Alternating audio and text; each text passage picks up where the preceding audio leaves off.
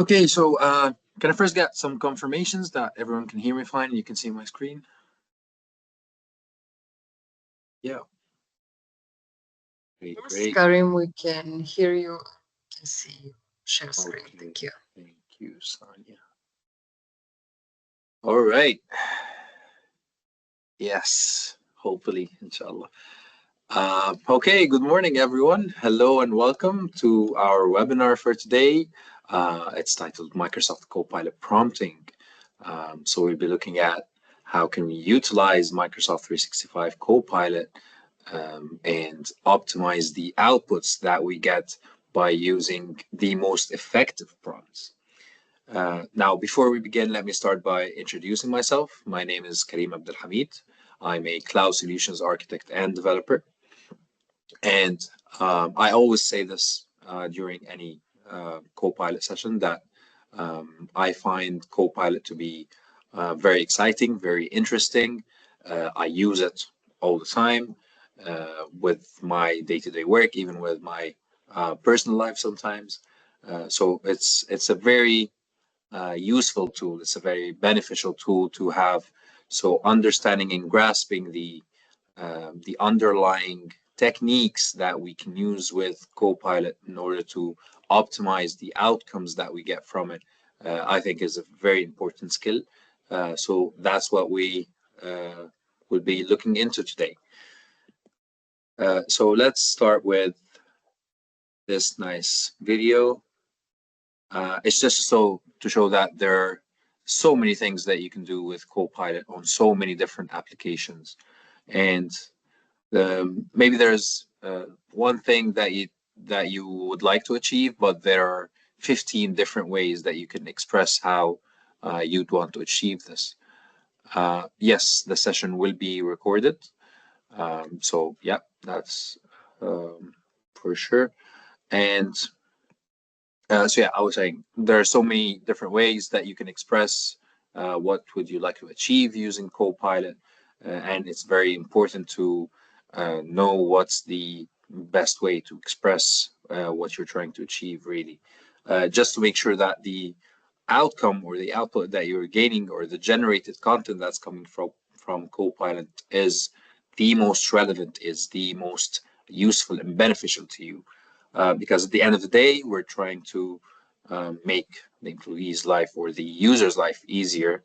So it's important for the user to know how can they utilize the tools effectively.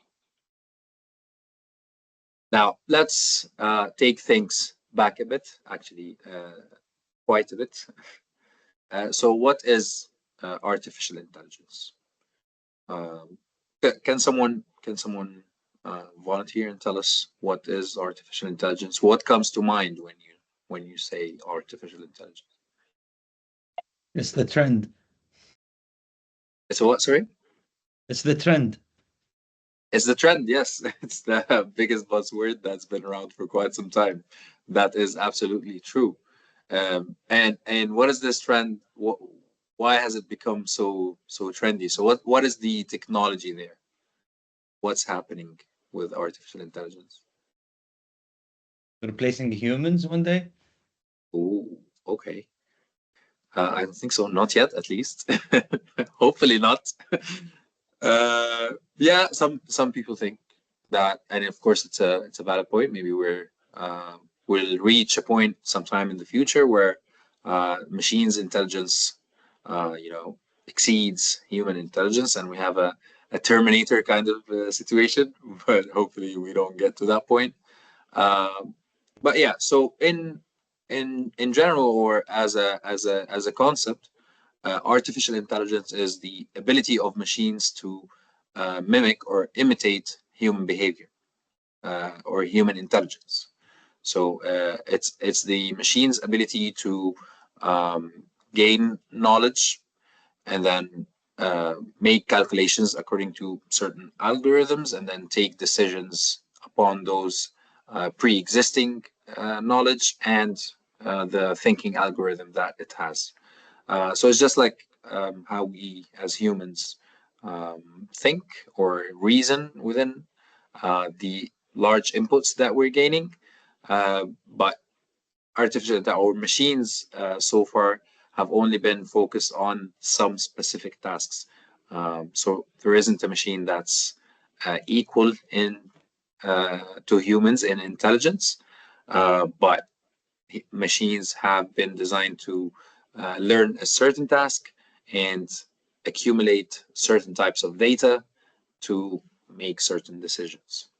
So that is what artificial intelligence.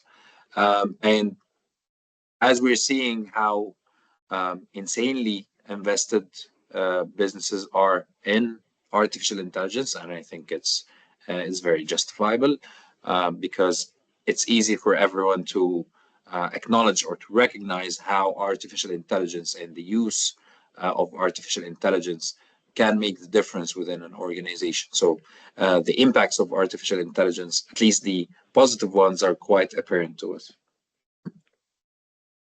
Right. So um, back in 1950, there was a scientist called Alan Turing, and he proposed. So that's sort of the starting areas or ages, sorry, of artificial intelligence. So he proposed a test called the Turing test, and there's actually a movie about that. I recommend movie fans if you want to watch. It's called The Imitation Game. So this test says how can we define or how can we ensure that a machine has the intelligence of a human being. So Turing proposed that test, which is so we'll get three people, three human beings, and the machine. One of the human beings will be a referee. He will have a conversation with the two human beings and the machine. And if the referee was able to detect which one of the three conversations was the machine, it means that the machine has failed the test. If the referee was not able to distinguish which conversation was with a machine, which conversation was with a human being, then that means the machine has exhibited artificial intelligence because it was able to mimic human intelligence in the form of a conversation.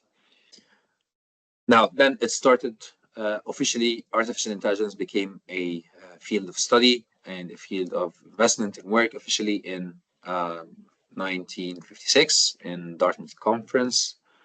And then up until the late 90s, it was going through ups and downs, of course, increasing investments, then things are slowing down, wars are happening, decreasing investments again. They call them the AI winters.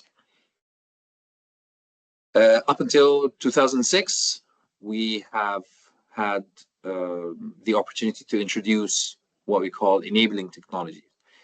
Enabling technologies means that they're not directly invested in artificial intelligence, but they enabled us to do more research and to be more agile and to have faster go-to markets with all the technologies that we're innovating with.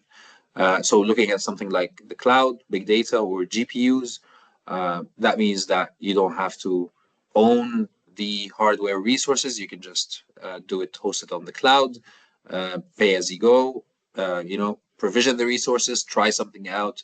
And if it doesn't work, then you cancel it out and you're not paying anything anymore. So things are becoming much more faster, much more efficient. Coming into 2011, we see Watson from IBM, Siri, of course, Apple, Google Brain, and then OpenAI with being founded in 2015, and the first wave of GPT models in 2018. Until now, we see that probably every big technology company has its own large language models, its own AI being integrated somehow. We see models like DALL-E, which is the image generation model. That's the one over here. BART Llama from Meta, and the topic of the day, Microsoft 365 Copilot. Any questions so far? So I know it might sound like a lot of history being mentioned, but it's important to know where all of these technologies are stemming from, just to be able to gauge the development that's been happening and the insane and the rapid innovation that's been happening with these technologies. Right. So speaking of Microsoft 365 Copilot, so Copilot comes in different flavors, and we say about these in just a minute. But what is Copilot? You're welcome, Doctor. So Copilot started as a collaboration between Microsoft and OpenAI. So Copilot is actually built on a GPT-based model. So there's ChatGPT, which is the interface that we deal with, and it's the proprietary product from OpenAI. But then there is the base model, which is the thinking brain behind it. So there was that collaboration between Microsoft and OpenAI. Is why don't we apply the generative AI capabilities and the large language model capabilities and bring those capabilities and apply it to the Microsoft 365 suite of services. So now you've got all of these different applications. You've got your emails, your Teams chats, your calendar, your meetings. So all of these things are within this intricate web of your Microsoft 365 subscription with different relationships, with different users that you're dealing with. And now, why don't we apply on that some generative AI capabilities? So now I have a personal assistant that we call now Copilot that has the ability to envision all of these intricate relationships and generate the content based on my prompt and the relationships that it sees within my subscription.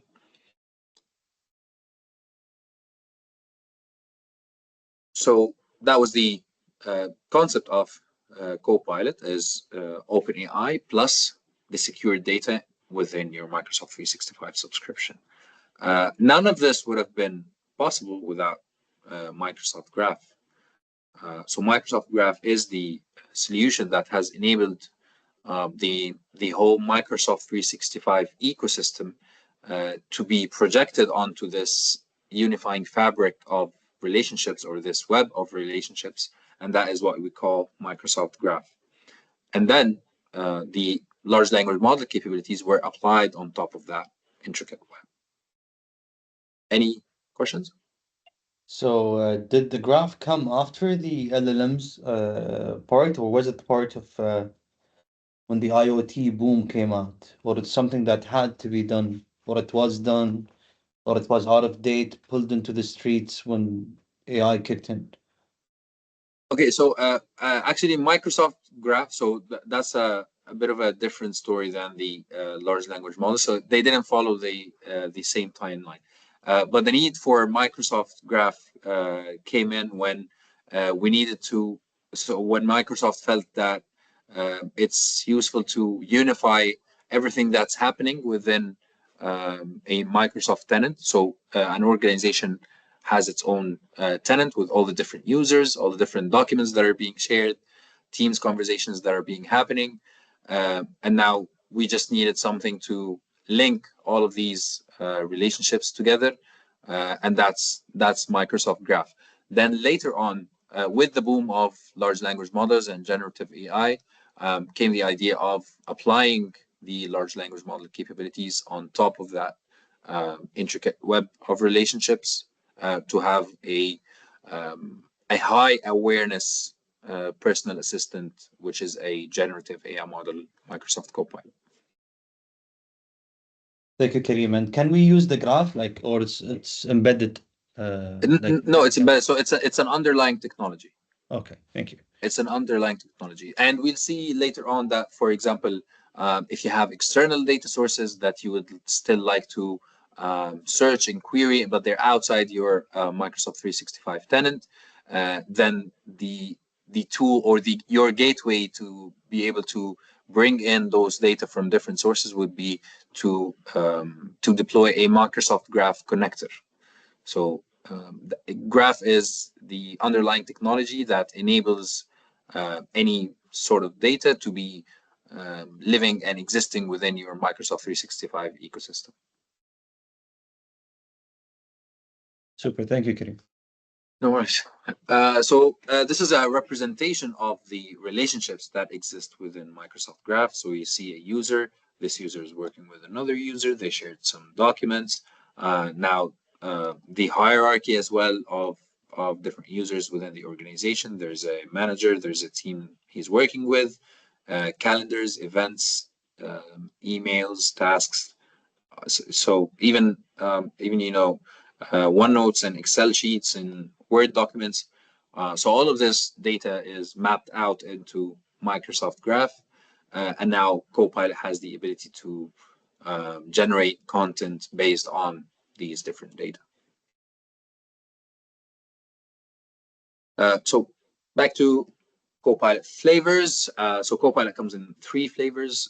There's Copilot, the free version, which is just, let me, oh, let me just,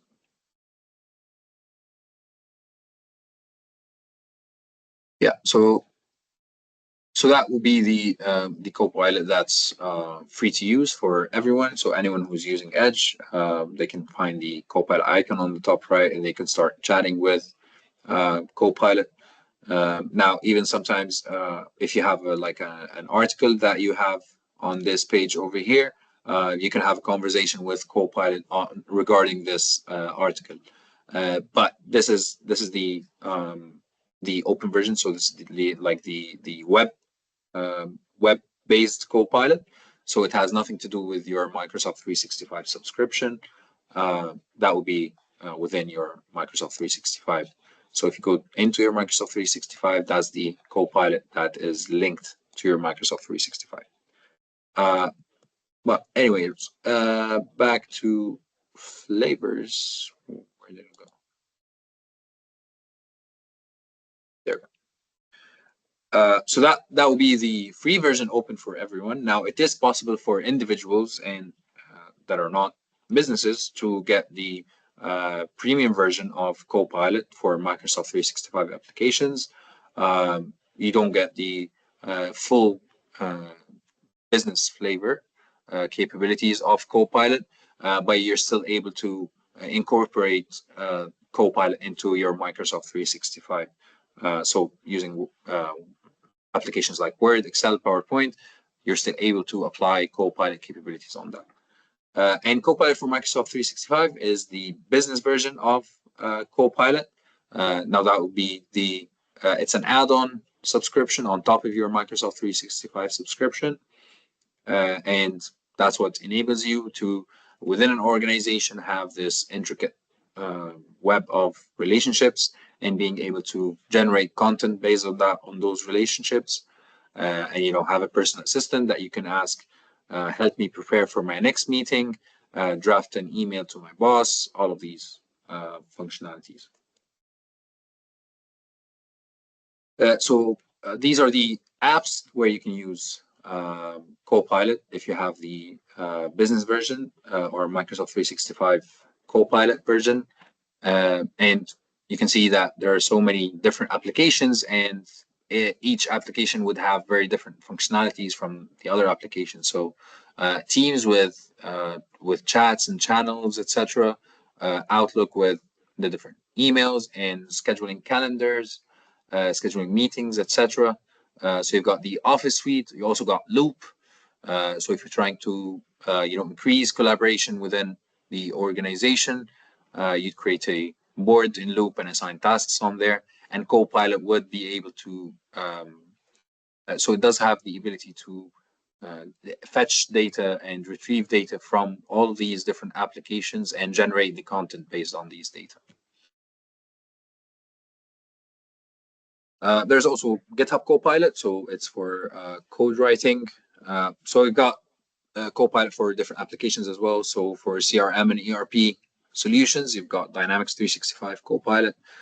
For application building, you've got Power Platform Copilot. So these are sort of the specialized Copilot agents that you'd use for GitHub, Dynamics, Power Platform, or even the Microsoft Security Suite. So for Microsoft Security, there is a dedicated Copilot that helps you identify vulnerabilities, propose recommendations, create a playbook, automate some scenarios. So Copilot is very has been very useful in terms of how creative we're getting with it, in terms of deploying it in different environments, in different ecosystems, and then utilizing those generative AI capabilities in order to achieve different tasks. So, if we think of Copilot as a personal assistant, so I might let me actually walk you through this. So let's say I've received, yeah.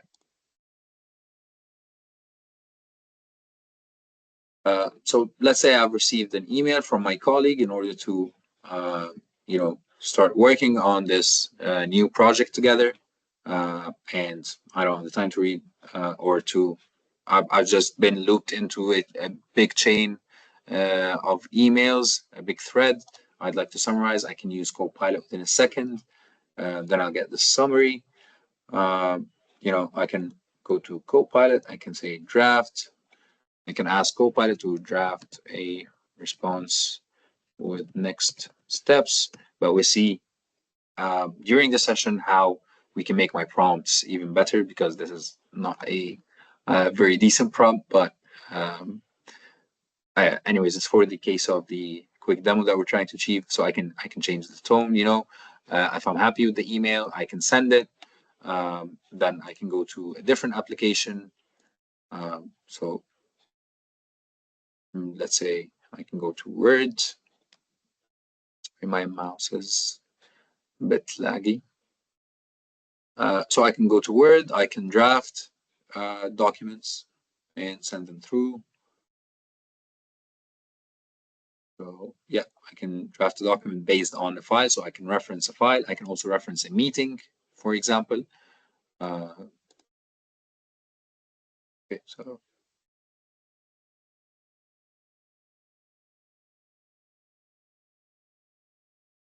there we go.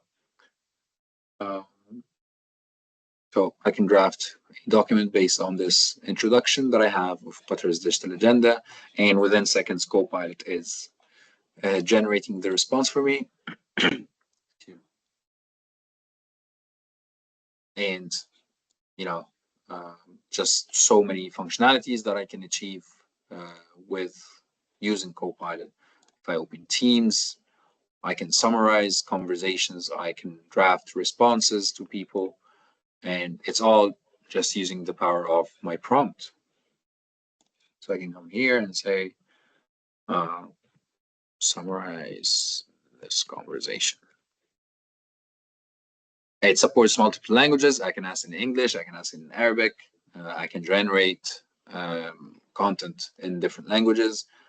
We see here there's a conversation with me and my colleague Fadi, and we see here there's a summary that's being generated on the main points that we discussed. We discussed underutilization of AI tools in the public sector.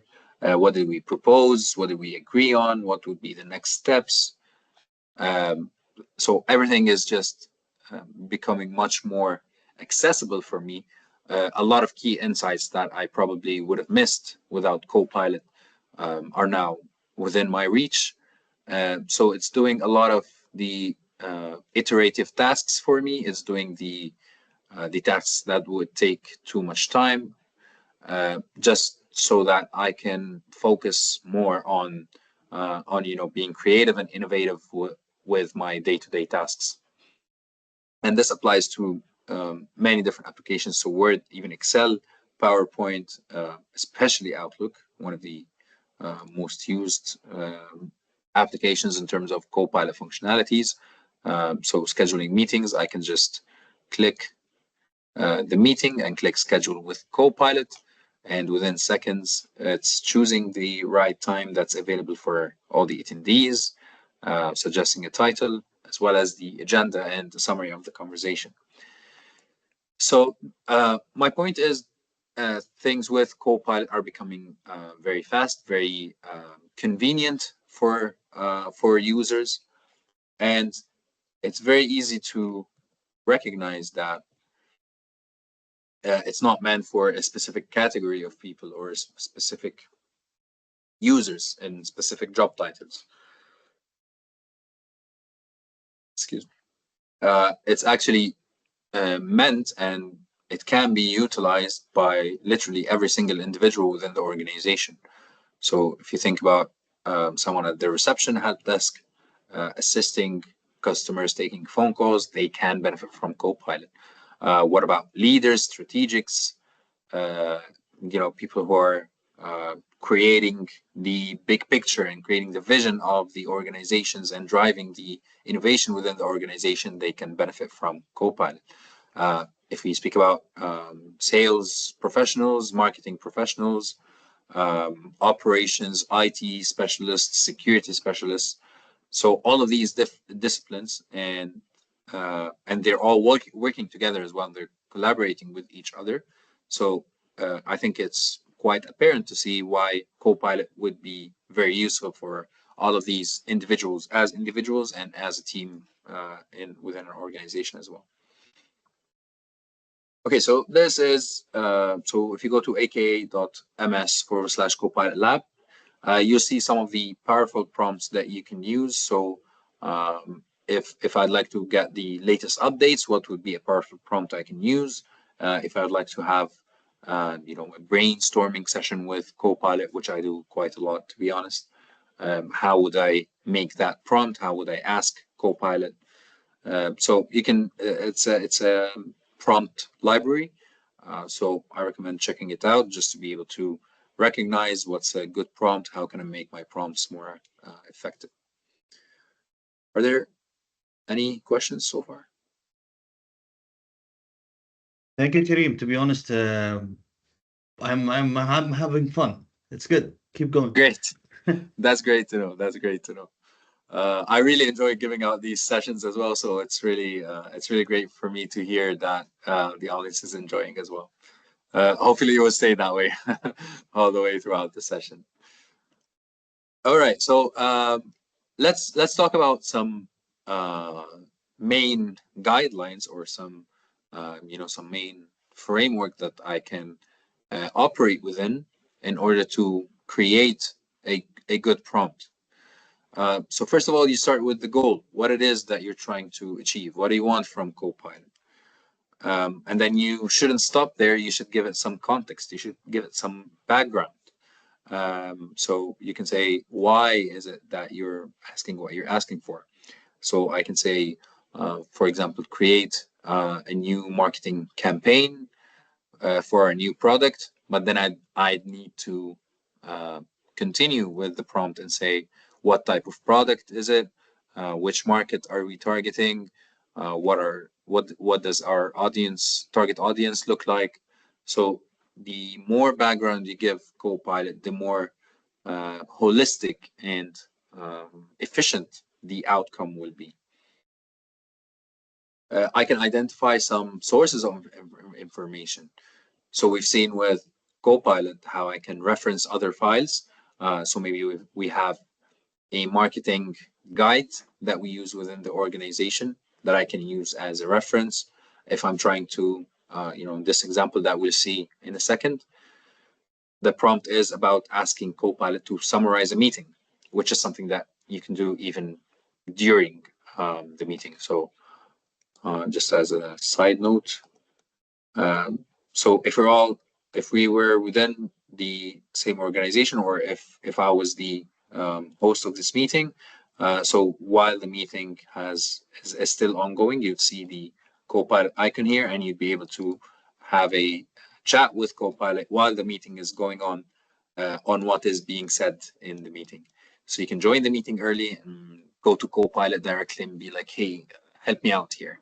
I missed the last 30 minutes. What was this person mentioning? What was he discussing? What are the main key points, etc.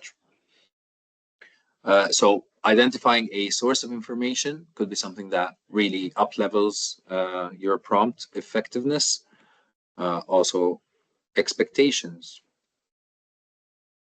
So setting your expectations, asking Copilot to, it can be to include specific details within the outcome within the response, or to respond in a specific format. So you can give it examples also of what you expect. We have the. I think that is something you need to check with your administrator.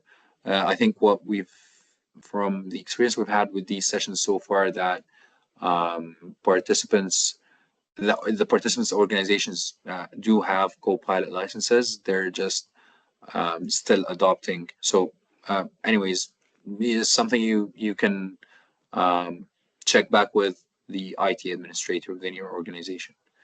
No problem. And it's easy to figure out if you do have it. So once a Copilot subscription has been linked or a Copilot license has been added on your Microsoft 365 subscription, you'll see that icon over here, and you'll see it literally everywhere within Microsoft 365. So any application that you open, you'll see Copilot on there.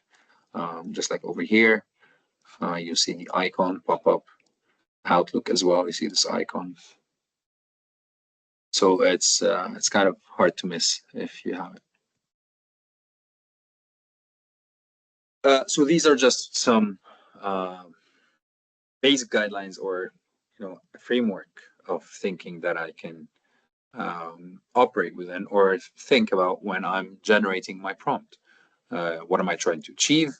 What backgrounds or what other context information I can provide Copilot with? Is there a specific source of information I'd like to indicate? And what do I expect to be included within the response? So here we've got an example. I'm not sure if it's clear, but it says write a blog post on how AI benefits small businesses. So that's my goal. I can give it some context. As a tech blogger, I educate small business owners about technology. My audience seeks practical insights into AI applications.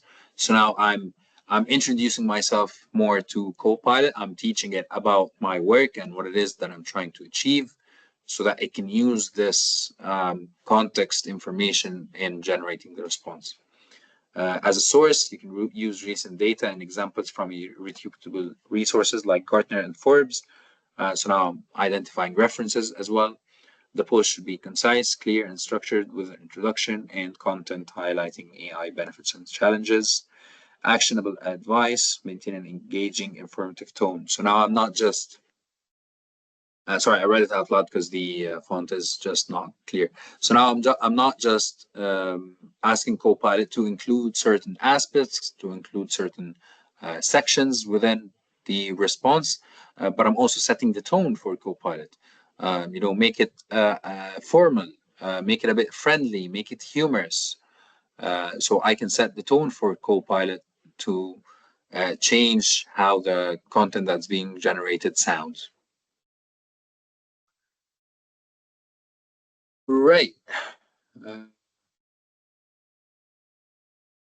okay, so there are kind of two main, I don't want to say types, I want to call them families of AI or categories of AI. They can be, artificial intelligence can be one of two things, right?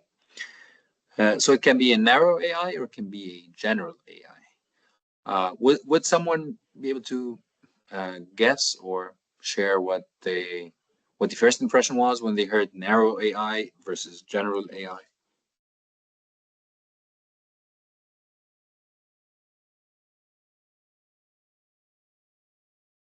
Okay, so narrow AI refers to artificial intelligence that was designed and programmed and actually functions to fulfill a specific functionality or not functionality. It solves specific problems. So it can be either one functionality or many functionality like we've seen with Copilot, but it's still narrow AI. It has a specific purpose. When we speak about general AI, it's the artificial intelligence that is equal to or exceeds human intelligence. So don't worry. I don't want anyone to be afraid. This is not a reality yet. Um, we're still even trying to understand human intelligence, so let alone trying to exceed it with machines. But so narrow AI is everything. So every artificial intelligence model that currently exists on the planet is categorized as narrow AI because it can only solve some problems or a single specific problem or a specific set of problems. But we've not reached the reality yet of having a machine that has an intelligence that's equal to or exceeds human intelligence. All right, let's jump on to something a bit different. So if you go to, just bring it up quickly. I think I'm to.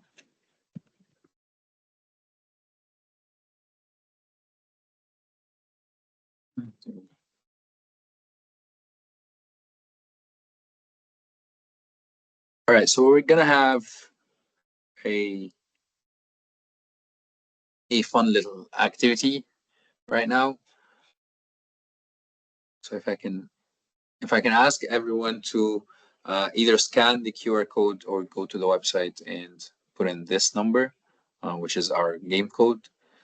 It's just a little quiz kind of interactive, fun little thing. We're going to go over what we've discussed so far and see if certain gaps come in and if we can address them and if we can discuss them openly with the group. Okay, so once everyone is in the Menti, please give thumbs up on the Menti or on the Teams chat. That's fine. Cool. See a few thumbs up coming in here and there. Okay. Anyone else still not in?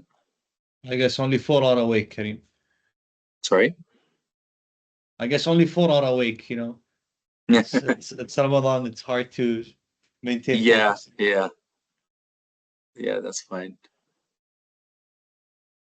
All right.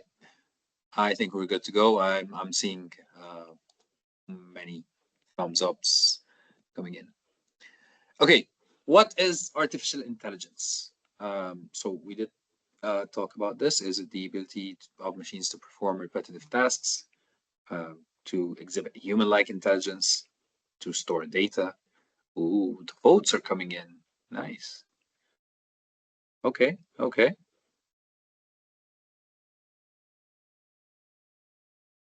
Okay. Anyone else left? Okay, cool, cool. All right. So the ability of machines to perform repetitive tasks, I think that would be more suitable to describe automation. So as we mentioned, the artificial intelligence, uh, the thing that defines artificial intelligence is the ability of machines to mimic or imitate or exhibit human-like capabilities. So when we speak about computer vision, the camera on my phone being able to recognize my face based on the features, that's human-like capabilities. When I speak to my digital assistant and it understands what I'm saying and responds back to me, that is human-like intelligence. So really, it's the ability of machines to imitate or um, display human-like capabilities and different abilities that pertain to human intelligence. Right. So, what is one of the best practices for using Microsoft 365 Copilot? So, we didn't go into too much details of the prompts when we're going to see more of that later on. But what do you think a best practice for using Microsoft 365 Copilot would be? Would it be to provide vague prompts, avoid feedback, overline Copilot, or trust but verify, which means to always review the content that's being generated by the whatever generative AI model you're using, especially Copilot. Oh, great, great. See a lot of votes are coming in. Yes, that is correct. You need to, actually, I say this regarding all AI solutions being used, there has to be a human being reviewing these outputs, these decisions. So all of the content that's coming out of any AI model needs to have a human person reviewing that content. That's a very important thing. What are the four parts of an effective Copilot prompt? So if you remember the framework that I should operate within, uh, what are the four things that I need to provide Copilot with in order to have an effective prompt? Right, right. I think we started off with more people. We've been losing people as the questions go. All right. No, there you go. Actually, yes. So it's identifying the goal. What are you trying to achieve? Oh no. Yeah, that's my mistake. I I specified the wrong correct answer. Everyone's right. It's goal, context, expectations, sources. My bad on that. So yeah, that is absolutely right. So what you're trying to achieve, and then you give it some background information for it. You can identify a specific source of information. And by the way, that source can be referencing an email or a document or a meeting, or specifying the name of a specific person. So that could be a source of information as well, or an online source of information, or so on and so forth. Okay, so something you should avoid when creating a prompt for Copilot. So I'm trying to ask Copilot about things, and I'd like to avoid certain things when creating the prompt. Okay.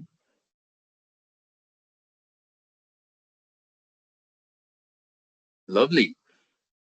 All right, there seems to be very little disagreement during our nice little experiment. So yes, you always need to avoid vague or general prompts. Uh, Positive instructions. Okay. Can the person who chose that, would you mind elaborating on that? Why would you avoid positive instructions? The intention, if we give it some, I don't know, the how I use AI Copilot or its alternatives is that I try to use its functionality to help me decide whether the impact is positive or negative. I try to stay in that middle area and then let it think with me on the topic and decide whether it's positive. And I always question how it's. So, for example, if I ask an advantages or disadvantages of a case, and then I question the one of the points under advantages, then the reply I get that I might have a point, but because of such and such. So I go into the sources and see how AI went to the thinking that this is a positive thing, while realistically it might not be. Thinking of biases and responses and so on. Yes. Okay. Great. That's actually great thoughts. And yes, I would totally agree with what you said there. That you don't want to steer the biases of Copilot towards one way over the other. And the fact that you question the beliefs of Copilot and you don't take everything it generates for granted, and you ask for justification. These are also actually great practices when we speak about creating prompts.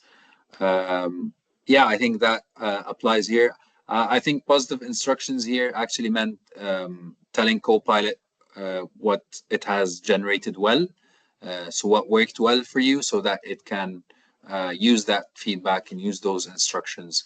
But yeah, you present very valid points, and thank you for that input. That is absolutely important to not tip the balance of Copilot towards something over the other, and to always question the beliefs that are being generated by Copilot. That's absolutely great advice. I missed to I missed specifying a correct answer here altogether. So, but yeah, this was the intended one, vague or overly general prompts. Okay, so this is I thought we'd end this fun activity with a joke. I don't know if it's funny or not. I'll leave it to the audience to decide. But I would like everyone to type in the response what they think the punchline here is. So why did the developer go to the gym?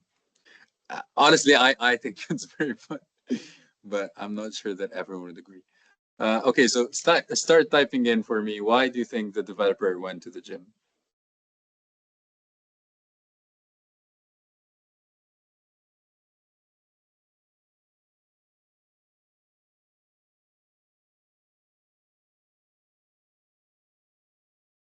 Why else? Okay, okay, that's an interesting take. To pump up the AI model. Nice one. Yeah, yeah, definitely. I don't think the gym would be the preferred choice. Now I'm worried that the punchline will disappoint everyone. Okay, so why did the developer go to the gym? The answer was to train his model. Thank you very much. To see the connection between treadmill and AI, which one is faster? Yeah, developers like to they like to measure everything. Thank you, Jacob. Oh, poo. Okay, I tried. I tried. Free gym access with Copilot. Yeah, that could be the new marketing strategy. All right. Uh, yeah. Hopefully, you've had a laugh about that. If you haven't, I apologize. I'll try. I'll try. I'll keep trying other jokes until something works. All right. Um, wait, it's I don't need that. Nope.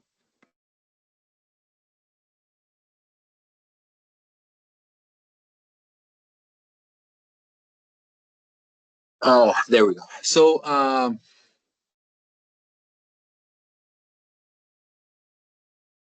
we've seen some background information on AI in general. We've explored the different flavors of Copilot. We've seen how we can interact more effectively with Copilot to ensure that the output is as efficient and as useful to me as possible as a user. Now we can start exploring what different possibilities uh, we can have with Copilot, because Copilot, the functionalities are there right now. So we do have the technology that's able to extract insights, summarize documents, draft emails, connect relationships between users, transcribe emails. So all of these functionalities exist. They're there. Now, what other possibilities I can have to extend these capabilities to outside of my Microsoft 365 tenant, or to, um, what's it called? Sorry, I completely lost my train of thought there. Yeah, so to extend these functionalities, or to get insights from different data sources, or even to customize. That's it. That's my train of thought back. Um, yeah, sure. Thank you. Thank you for your time. Um, so the ability also to customize using this underlying technology and its capabilities. How can I customize my own Copilot? Can I have a Copilot agent? So, for example, if I if I have an organization that deals with uh, law firms and a lot of the uh, different laws. We're specialized in corporate tax laws or whatever it is, something that is deeply technical and deeply specialized. And I need my employees to have access to a co-pilot agent that is as specialized as the field itself. Um, so can I create a custom Copilot agent that fits exactly my use case? I'm not trying to create a generative AI model. I just need a Copilot that really hits the nail on the head for the specialty that we work with as an organization, which is absolutely a possibility. So thinking about working with AI, it's kind of a balance between art and science, right? Because yes, I do need to know how to generate the my prompt more effectively, and I need to know how does the how does Copilot interpret my prompts, and how does it have the ability to extract insights from my data so I can ask it better questions. But it also has a lot of creativity involved. So it's not it might not be a one prompt thing. So I can generate a prompt and hit enter, get a response. Then I would like to modify that response. I'd like to get something else. So I keep the conversation going. And we'll see that is one of the best practices when working with Copilot, is to not give up after one prompt, keep the conversation back and forth until you reach a desired goal. So there's a lot of creativity that is being involved within working with AI. Now, also, the outcomes depend on the effectiveness of the residing data, the existing data, as well as the prompt that I'm generating. So a lot of people in these sessions ask me, how accurate is the content being generated by Copilot? And there is no right answer to that because it always depends. But assuming that the data that's being um, analyzed or being extracted from, if that data is accurate, and if my prompt is accurate and efficient, then with a high degree of certainty, we can say that the generated content is very accurate. But again, it depends on the quality of the data that exists and the quality of the prompt that is being given. So also working with AI and integrating AI within your day-to-day job, it's kind of like forming a new habit. It builds new habits for you. So it takes some adjustment period of realizing the things that Copilot can help you with. So once you adapt Copilot, realizing the things that Copilot can help you with takes a bit of time.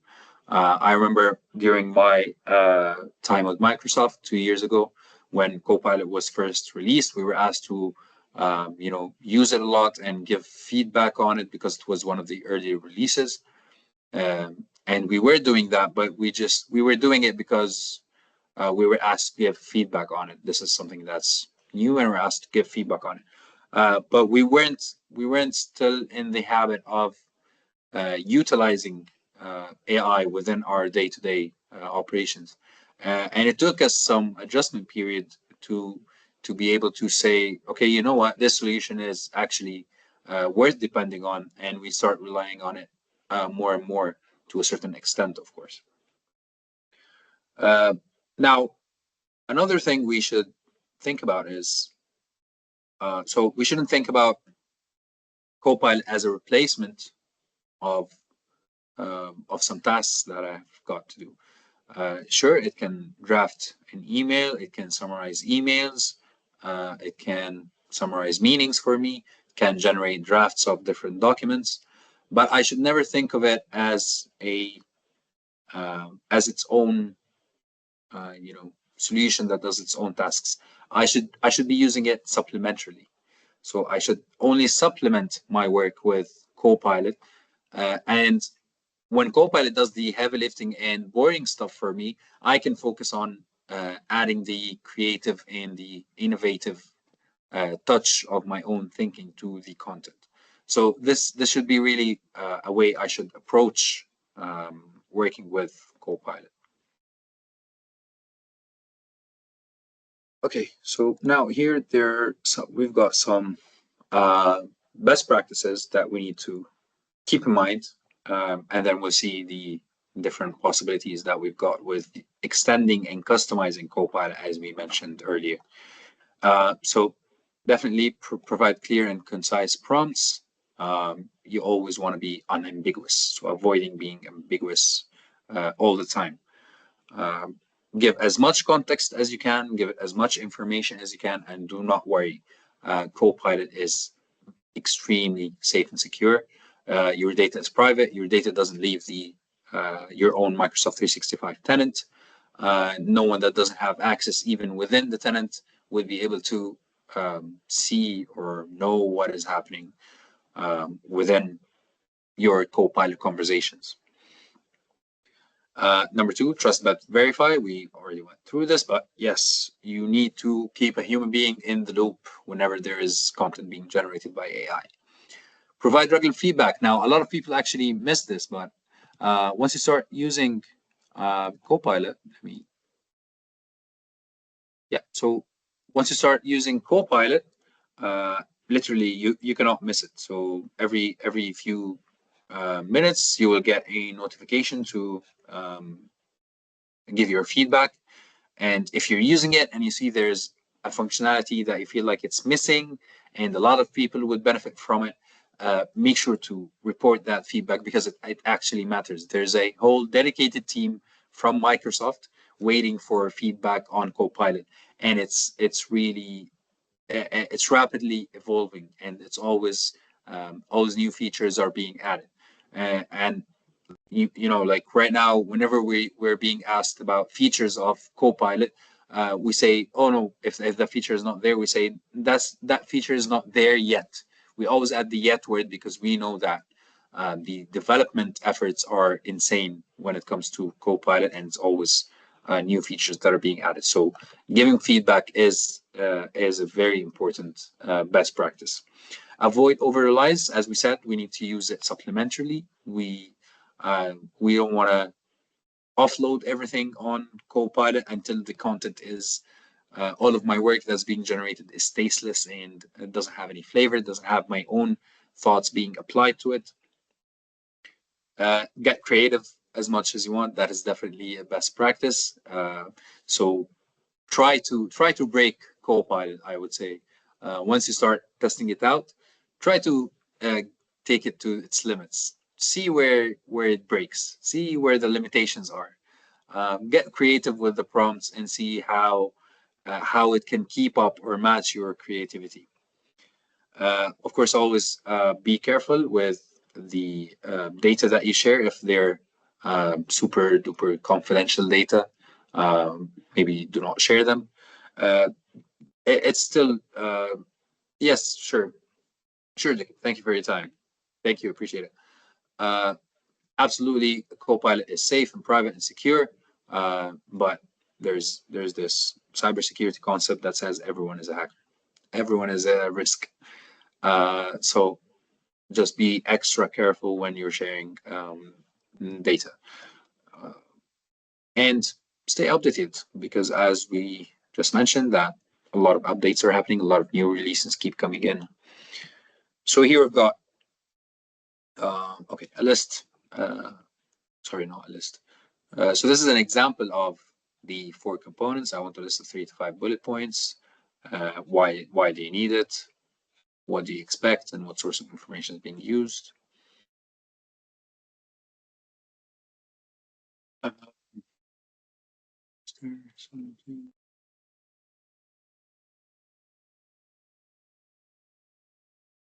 Let me. Okay, so we'll.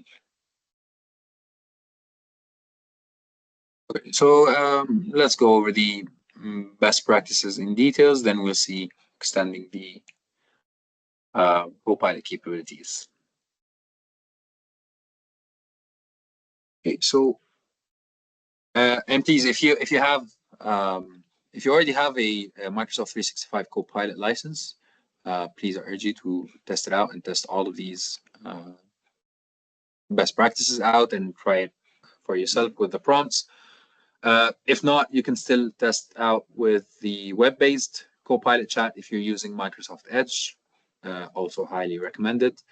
And you can, um, now you can try out the different best practices that we're mentioning about prompt creation. So I can say create marketing strategy for a water bottle. Okay.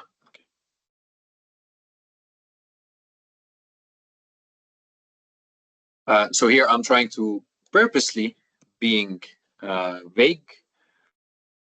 What's going on?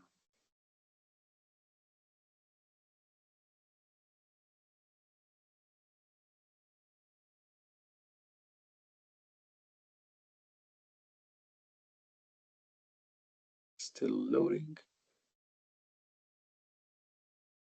Yeah, I'll do it within the Microsoft 365, but you can do the same with the web-based. Okay, so now we have created a marketing strategy, but we can see it doesn't know what's partly like who's the target audience, who's etc. So it's generating kind of vague uh, a vague response to it. Define your target audience. Brand identity, develop strong. This includes creating a memorable logo. Now, I don't need to have all of this ambiguity. I can say create a marketing. This is strategy, not starting. Now I can give it more context. Sparkly is our new line of sparkling water is aimed for young individuals that are into sports, for example. Um, Now I can specify some expectations, and I can say include an image of sparkly product in the strategy.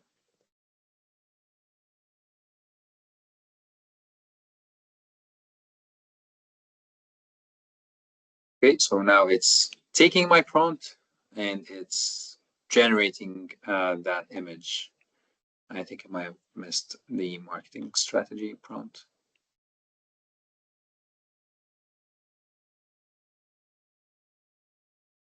Okay, just a second to create it.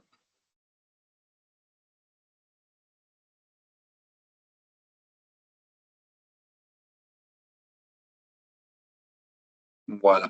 And you see it has taken all of these inputs that I've um, provided it with to generate the image. But actually, so again, this is something that we can learn from. So I've combined two asks, so create a marketing strategy and include an image. It has kind of forgot or skipped out my create a marketing strategy prompt. It has only included an image. So now I can come back, and this is the back and forth conversation that I was mentioning. So now I can say create a marketing strategy for Sparkly using the information that you now have. And then it will start creating, like now it's identifying for me what the brand identity should be like, how should I approach the digital marketing, who my target audience is, and so on and so forth. Um, so yeah, you want to try out different prompts, and as we just seen, I've put two asks into one prompt. I found that that doesn't work like that, so I've repeated another prompt, followed up with another prompt to achieve what I was trying to achieve. Make your request unambiguous, always be clear, keep it brief, but also being clear, so you don't want to go on 2 pages for a prompt, but you still want to be clear as much as you can. And giving examples is quite useful as well of the output that you're trying to generate. You can experiment with different styles. You can give Copilot a point of view, and this is a very fun exercise I like to do with whenever I'm using Copilot. So if I'm trying to, get answers or get help regarding or advice regarding a training program, I would put Copilot in this training master guru persona first, and then start asking him questions. So role playing and identifying personas and giving Copilot a point of view and a perspective to answer from really helps enriching the responses that you're getting from Copilot. And of course, we know what to avoid. This is an important one. Do not assume Copilot has the context. So you can see that the response is kind of irrelevant, but you're not sure why.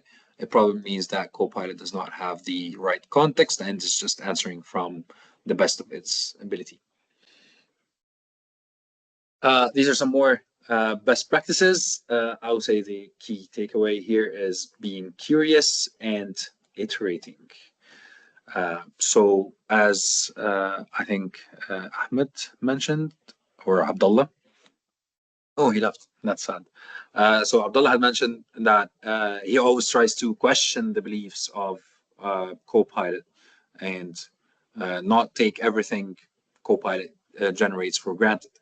So that's very important. You need to be curious and ask a lot of questions, and you also need to iterate a lot.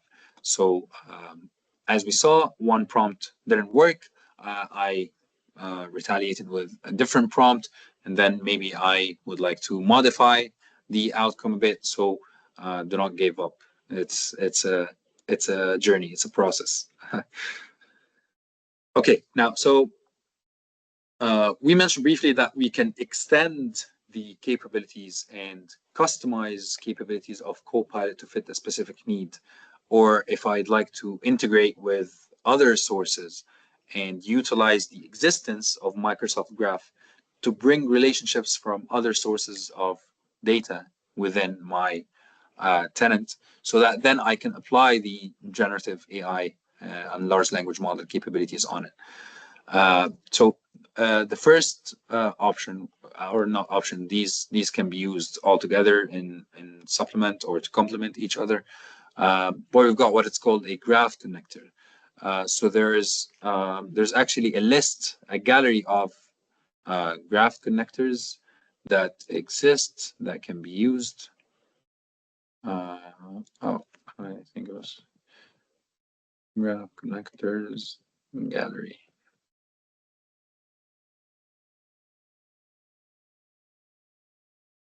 Okay, so you can see here all the different connectors that can be used, and these connectors allow us to get data from exterior solutions and exterior sources and map out these data within Microsoft Graph to be queried later on by Copilot. So you see things like Jira, Atlassian, Entra ID, Azure DevOps. I think, yeah, you can see Google Drive, Facebook Workplace. You can also see some solutions from Drive, Kafka, Kinesis, which is a Amazon Web Services data streaming service. So you can integrate with your AWS environment. So you can see a lot of different Oracle Cloud is also there, SAP, Slack. So there are a lot of options, a lot of already existing connectors that you can utilize in order to integrate your M365 tenant with exterior data sources, sorry, and then apply these generative AI capabilities on them. Now there okay, so connectors. So if we so that's more like a development thing, but you should think about it this way. So there's this ERM or CRM or ERP. Let's say there's a CRM, customer relationship management solution. Let's take Dynamics, for example, Dynamics 365. There are tables on there. There are contact profiles. There are deals that we're securing and we're closing. So a lot of all of the our customer relationship data is on Dynamics. And I'm currently working within my Microsoft 365 workspace. Now, what if I'd like to, without leaving Microsoft 365, so uh, while chatting with while chatting with Copilot here, I would like to retrieve some data and generate content based on data that exists on this exterior source. Now, I've used Dynamics here, but it doesn't have to be a Microsoft product. We've seen it can even be an Amazon product, Atlassian, SAP, so other other vendors as well. So now once I deploy that connector, so that connector makes a trusting or a recognition relationship between my Microsoft 365 tenant and this exterior source of information. So now this source of information that's exterior to me, using the connector, it is now mapped onto Microsoft Graph within my Microsoft 365 tenant. So if you remember the image of the web of relationships that we've got over here. So using connectors, now it doesn't have to be just what exists within Microsoft 365, Office, Word, etc. So using a connector, which is a plugin or an add-on that you can deploy and make the recognition between your own Microsoft Graph and this exterior solution. So now this that solution and the data on it is being graphed on Microsoft Graph over here. So now it's accessible for Copilot to query, to extract insights from, to extract information, and to generate content based on this outside source that's came in. Does that answer your question? Yeah, so let me clarify if I understood actually what you have just said. So you mean here that I can link, okay, these apps or whatever these platforms to Copilot, and when I give the prompt to Copilot, the Copilot will just fetch and connect. So is it the same as Research Rabbit and when these connectors are related? If I just and SciSpace, you know, when you enter a prompt and later on it will be getting from databases of journals. Yeah, I'm not very familiar with Research Rabbit, but so right now, let's say right now within Copilot. So let's put a scenario that I've got. So let's leave Dynamics aside for a bit. Let's say I have a cloud infrastructure that's being hosted on Amazon Web Services as well, and there's a stream of data analytics that's being produced. Now, to me, as of right now, with the current situation, I do not have vision to this data. I don't know what's happening over there on Amazon Web Services. So I cannot even ask Copilot questions because it doesn't even know what exists there. But using the connector, now all of this data is being mapped into Microsoft Graph as well. So now Copilot has the access and has the vision to fetch information from there and query that reservoir of information and generate content based on those queries. Okay, but to what extent are these sources credible? Is there a sort of filter, or how do you check the credibility of these connectors? You know, since Copilot is getting the information from there. But what is the credibility of the connector? No, can you elaborate, please? Can you? Yeah, you said that. Yeah, based on my understanding, you said that Copilot, if linked to these connectors, it will be fetching information from there, right? Yeah. Yeah. So how can I ensure the credibility of the information that is going to be linked here and filtered? The information here is my own data, so it cannot create data on its own. So the data is there. I just so the data stream on Amazon, for example. So that data stream is there. It exists. It can be analyzed. It's my own data.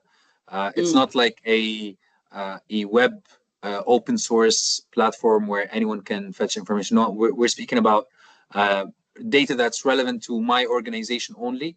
It's my own environment, but it just exists within a different ecosystem from Copilot. So Copilot doesn't have the vision, but now I can connect it and have this access to my own information. So it's not like an outside source of data. Okay, thank you. You're welcome. Thank you. You're welcome. Thank you. I think maybe my CRM example confused things a bit of getting contact data, but I definitely meant that they're my own customers, and this is my own customer relationship management software that I'll be using. So these are my own data, my own organization's data, but I'll just link it to Copilot to have this centralized vision and management of all my data. Yeah, and Karim, you have to be mindful with me because I came from an educational background, so I'm not that absolutely. That's absolutely. So I'm just I just focus on education technology, not on other stuff. No, that's absolutely my bad. Thank you. Thank you for being patient. Thank you for being patient. No, absolutely. Thank you. Yeah, that's definitely a shortcoming from my side there. I apologize for that. Yeah, so that's again, that's assuming, and that's something you shouldn't do with Copilot, just assuming that people know the context of what you're describing, but that's where sometimes miscommunications happen. But anyways, I hope that clarifies. Will Copilot provide a list of sources from which the information came from?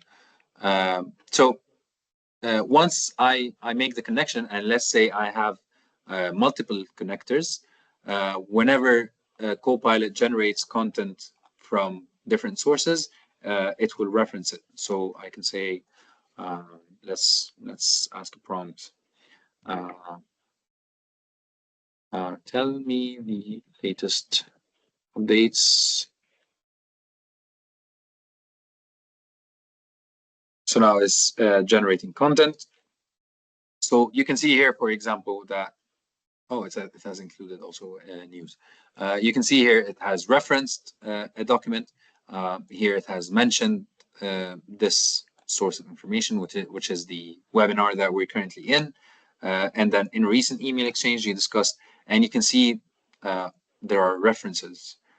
So yes, in the case that you're querying data from multiple sources, or you have multiple connectors that are being deployed, and you ask Copilot to retrieve pieces of information, and these pieces exist in multiple sources of information, they will be referenced, and it will be very, very clear where each piece of information comes from.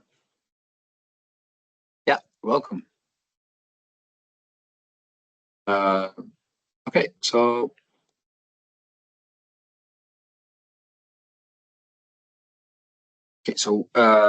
connectors, that's for connectors. What else?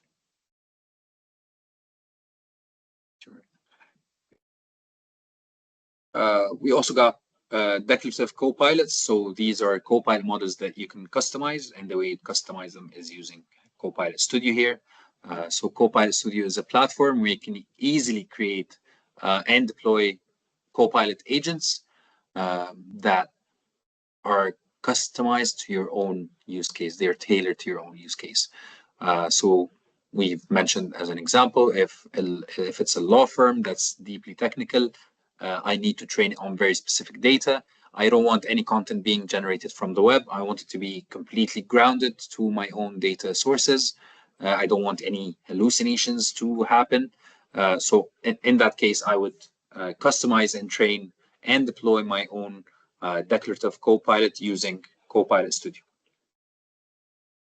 Now there are also API plugins, so they're kind of similar to graph connectors, but the only difference is with graph connectors you have this ongoing connectivity with external data sources, but with API plugins you're just making an API call once, then the API goes and fetches the piece of information and comes back.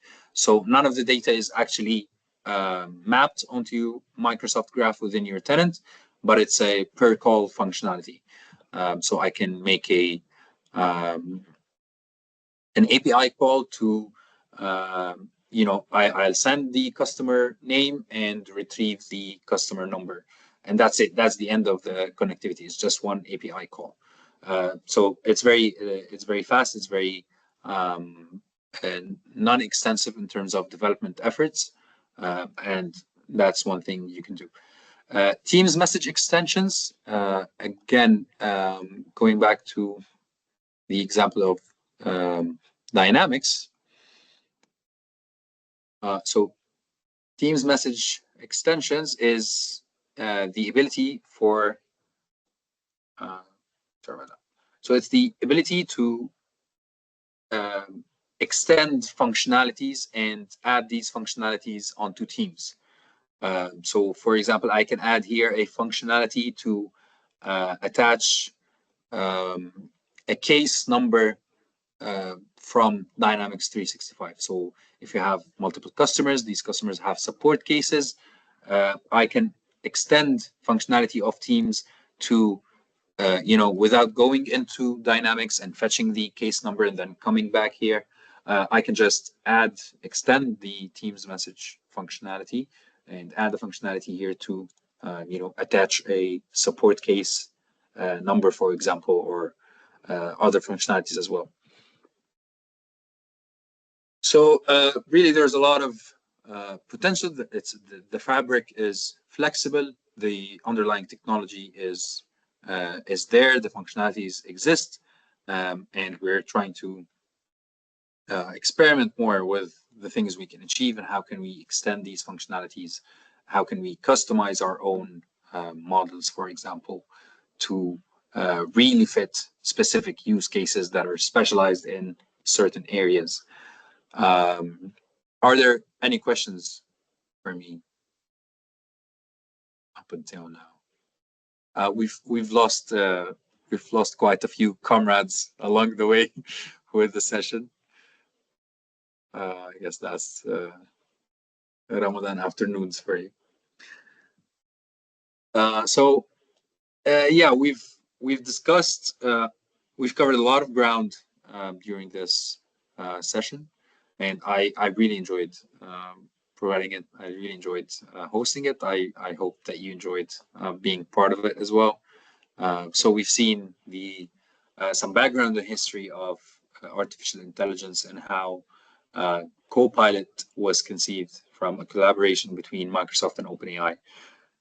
We've discovered some of the functionalities within Microsoft 365 and how every single user can benefit from having a Copilot subscription or from having the Copilot functionalities in their day-to-day tasks. We also saw how we can optimize the prompts that we give Copilot, to always be clear and concise, give a lot of background, say what do you expect from Copilot, and how we should, test the limits, try to break Copilot, test it out and see where the limitations are. And then lastly, we saw some best practices for prompt building and also the different potential and possibilities of extending or utilizing Microsoft 365 Copilot, whether it's by connecting to external data sources or having API plugins to do specific tasks, or integrate certain functionalities within your teams without leaving the application, or creating your own custom Copilot. So all of these things, these are possibilities that are there. So I guess now there are only two things left for us to do in this webinar. So the first one would be to claim your certification code for this webinar. So you can have a nice certificate just like this, but it will be named differently. And I'll go over the steps in just a second. And the last thing would be to fill out the feedback evaluation form. I've left my name for you guys there. Again, thank you so much. You've been a great audience and it has been lovely and interactive. I know in Ramadan energy levels are a bit shaky. Even myself, I've lost my train of thoughts more than a couple of times during the webinar, so I apologize for that. But I really enjoyed giving this session, and I hope that you guys enjoy being a part of it as well. So the two things left for us to do: the feedback form. Please leave us feedback. It's very important to us. It helps us know what we're doing well, that we should be doing more of. If there's something that's not working quite well, how can we do better? So please let us know how can we do better. And yeah, let me go over the steps of signing into Microsoft Learn. So, so the first thing would be to go to learn.microsoft.com. Now, you'll want to sign in with your personal Microsoft account. So we always recommend not to use the company accounts. So you want to use your personal account. So it's Microsoft, so it's at Outlook or at Live or at Hotmail. Just do that.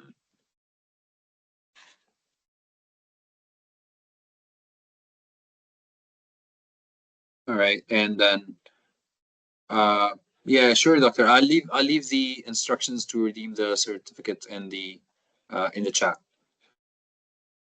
and I might hang out for a while as well. So anyways, once we're signed in, you can click your initials and then go to profile. Then on the left side, you'll see achievements, and you'll see this link right here, redeem your code now. And then you want to put in, where'd that be?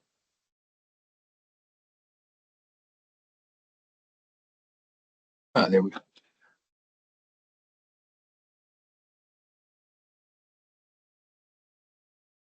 Yeah, and then we'll put in this code over here. Copy that here, click redeem.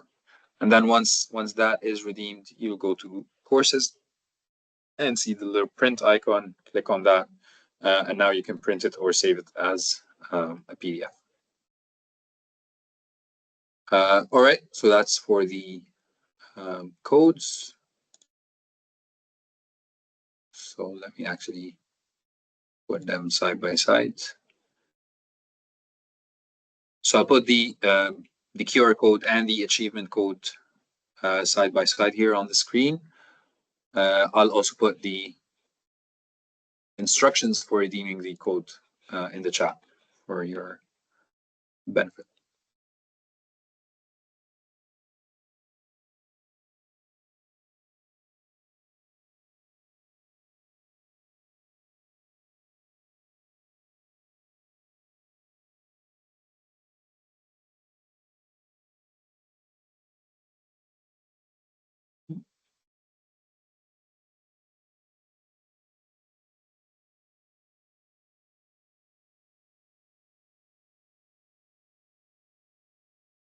Here we go.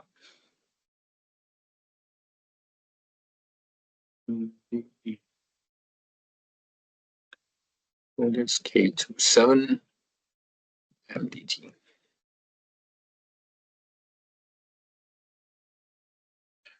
Right, so I've dropped the instructions for redeeming the certificate in the chat just now. And let me also put in the link.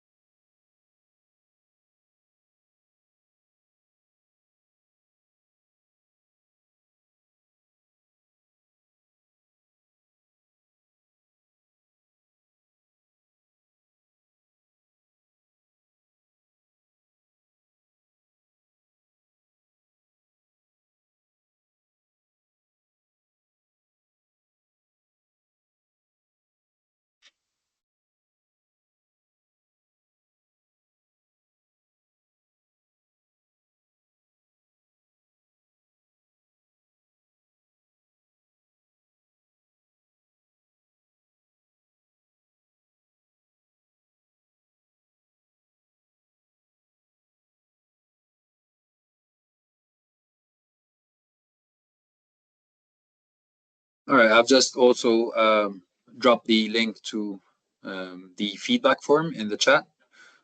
So these are the two things that we have left for today. So if nothing else, thank you very much. Feel free to drop from the meeting. And thank you guys for being a great audience. If you're facing any issues, I'll stay around in the meeting for a bit. So you can feel free to shout me out or just type in chat and I'll be here to assist you. Thank you. Thank you, Dwayne. Thank you. Thank you so very much.